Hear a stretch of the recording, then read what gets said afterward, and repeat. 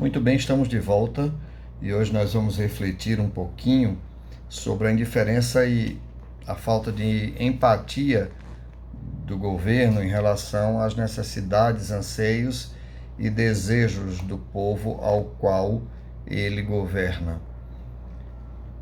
Antes de a gente começar, eu gostaria de provocar você para que você possa se inscrever no nosso canal e possa ativar o sininho para quando aparecerem novas publicações, você ser avisado, avisada, avisade. Então vamos à discussão. Eu vou seguir uma lógica aqui bem objetiva para a gente não se perder e eu peço que você possa ir parando e anotando também, depois possa fazer seus comentários e deixar o seu feedback para que nós possamos ver como você seguiu e entendeu essa questão, a sequência dos argumentos.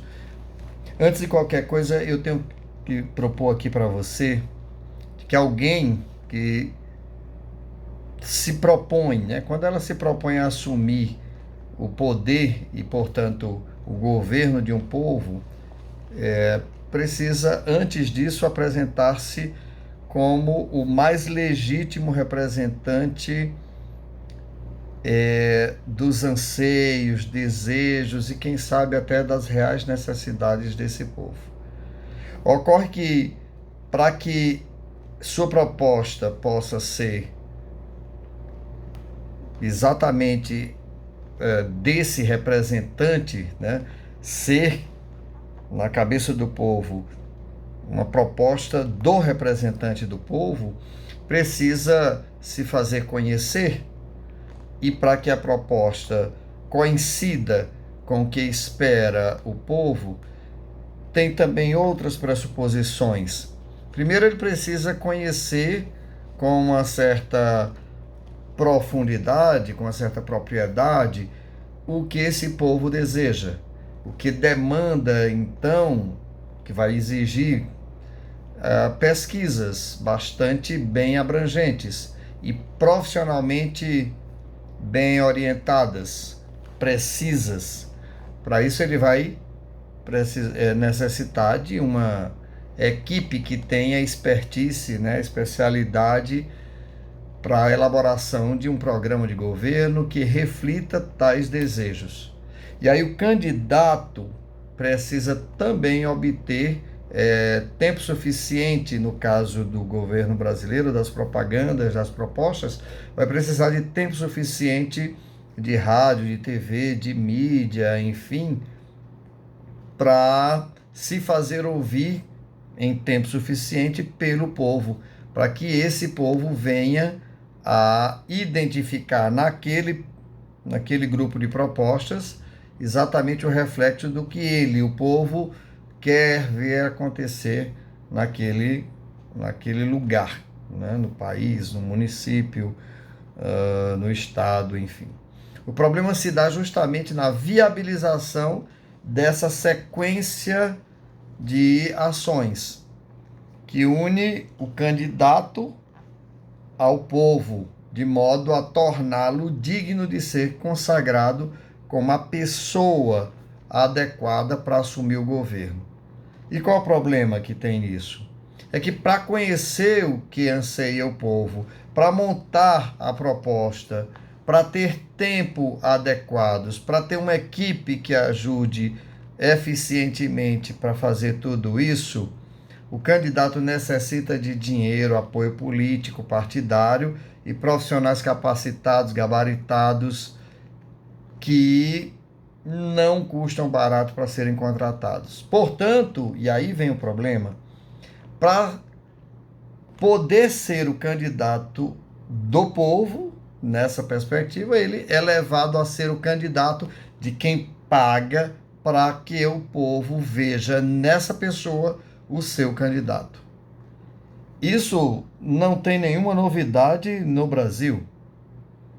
E nos faz perceber, portanto, o quão difícil será termos candidatos legitimamente personificadores das necessidades do povo, que encarnem essas necessidades do povo.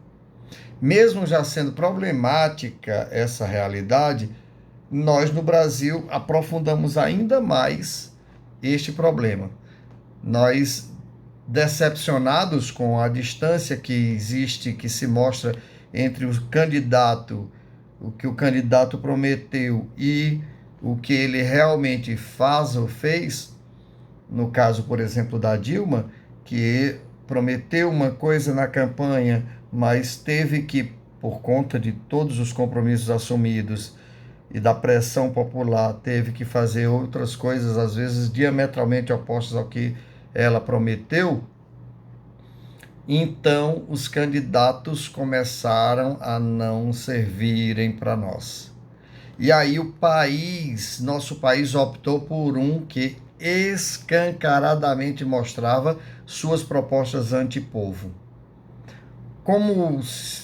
Comparando mais ou menos como se fosse uma pessoa que ficou decepcionada e revoltada por uma traição que sofreu, agora decide se relacionar com alguém que vai castigá-la, né, por ter se deixado enganar e ser traído.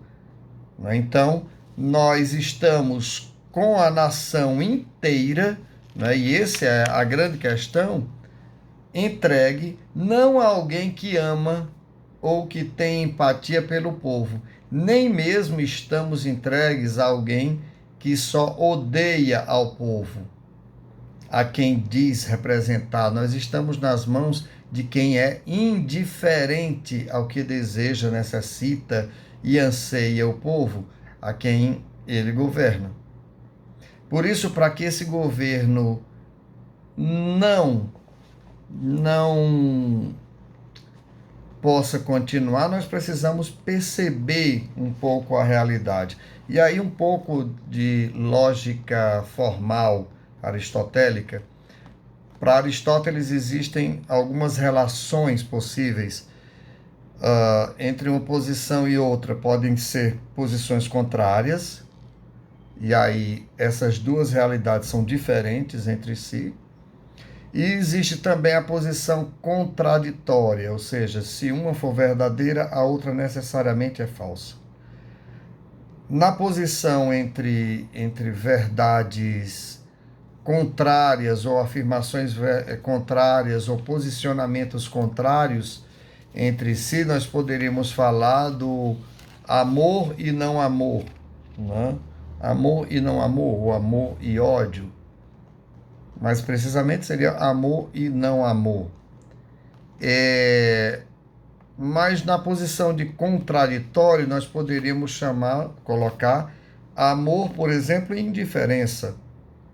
Porque se o amor existe, necessariamente a indiferença não vai existir. E se a indiferença existe, necessariamente o amor não vai existir.